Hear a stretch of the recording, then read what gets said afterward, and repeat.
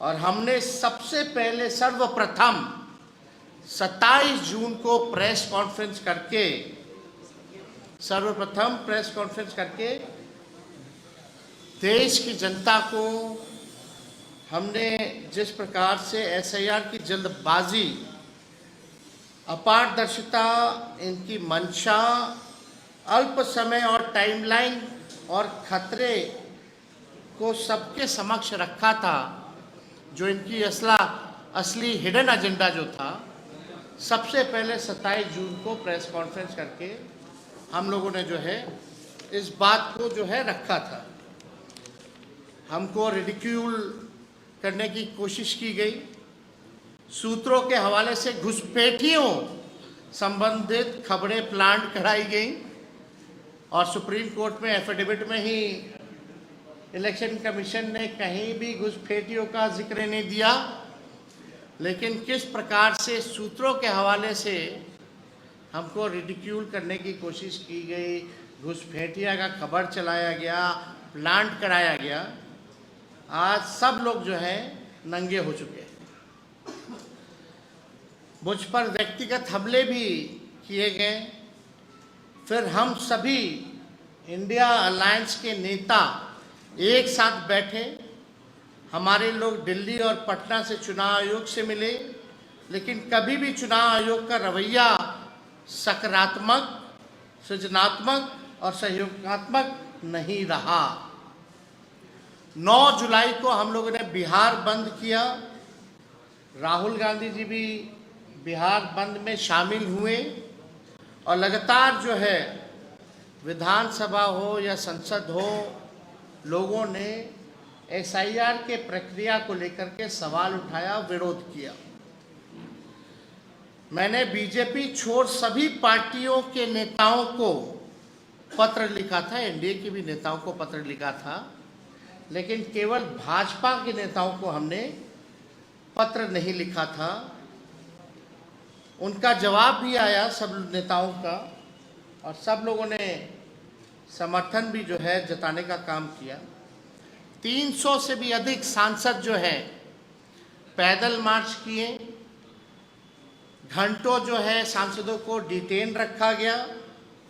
हमारी party court भी गई, हमने सड़क, सदन, संसद, लगातार जो है इस लड़ाई को हम लोगों ने लड़ने का काम किया। और मैं देश के सभी विपक्षी दलों को,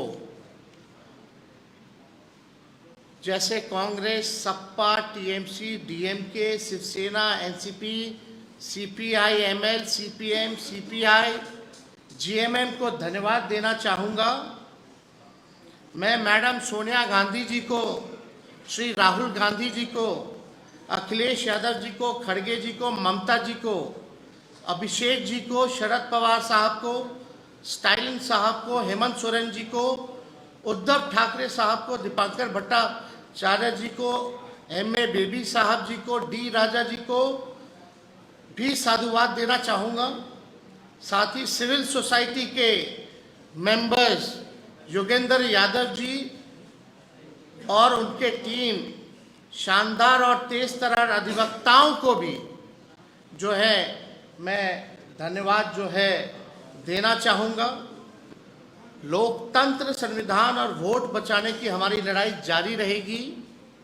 अभी भी ये सुप्रीम कोर्ट में मामला चलेगा, लेकिन आज का जो फैसला है सुप्रीम कोर्ट का, वो इंटरिम ऑर्डर है और हमारी एक एक चीज़ों पर पैनी नज़र रहेगी। जैसे शुरुआती दौर से जिस प्रकार से धांधलियाँ की जा रही थी, ज़बरदस्ती वोट काटे जा रहे थे, बेईमानी हो रही थी, उस पर हम लोगों की अंत तक पैनी नज़र रहेगी।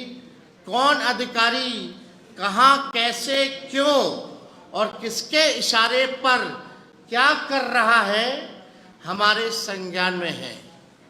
हमारी पार्टी लाठी की ही नहीं, अब लैपटॉप, डेटा, एआई और डेटा माइनिंग, डेटा एनालिसिस पर भी बेहतर तरीके से काम करती है। जो हम लोगों ने तथ्य दिया इसमें आरजेडी की बड़ी भूमिका, चाहे डेटा एनालाइजिंग की हो, माइनिंग की हो, इन सब में हम लोगों ने पूरा बेहतर तरीके से काम करती है। अगर ये ज़्यादा गड़बड़ करेंगे तो इनकी पोल खोलते हम लोग रहेंगे। आज भी कल भी हम लोगों ने जारी किया था भाई, डिप्टी चीफ मिनिस्टर का तो 2 EPIC नंबर है, एनडीए के ही है, भाजपा के हैं, एनडीए के सांसद के भी हैं, एनडीए के मेयर के भी हैं, एनडीए के एमएलसी के भी हैं। कितने पैमाने पे गड़बड़ी चल रही थी, कितना हमको लोगों ने गाली दिया। और आश्चर्य की बात है, चुनाव आयोग चुप रहे। चुनाव आयोग के जो कमिश्नर साहब हैं, इलेक्शन कमिश्नर, एक बार भी पार्लियामेंट हुआ, बिहार बंद हुआ, सदनों में, सुप्रीम कोर्टों में लोगों ने शंकाएं जताई, शिकायतें की, लेकिन एक बार भी हिम्मत करके ज्ञानेश गुप्ता जी ने हिम्मत नहीं की कि सामने आकर के देश के लोगों को बताएं कि चुनाव आयोग क्या कर रही है। क्या विपक्ष के लोगों ने, कई ईमानदार पत्रकारों ने जो इस पे काम किया है, हम अजीत अंजुम जी को भी खुल करके धन्यवाद देते हैं कि ऐसे पत्रकार हैं जो लोकतंत्र को बचाने का काम कर रहे हैं। और भी ऐसे कई पत्रकार हैं जिन्होंने लगातार YouTube के माध्यम से, सोशल मीडिया के माध्यम से लोकतंत्र को बचाने का काम किया।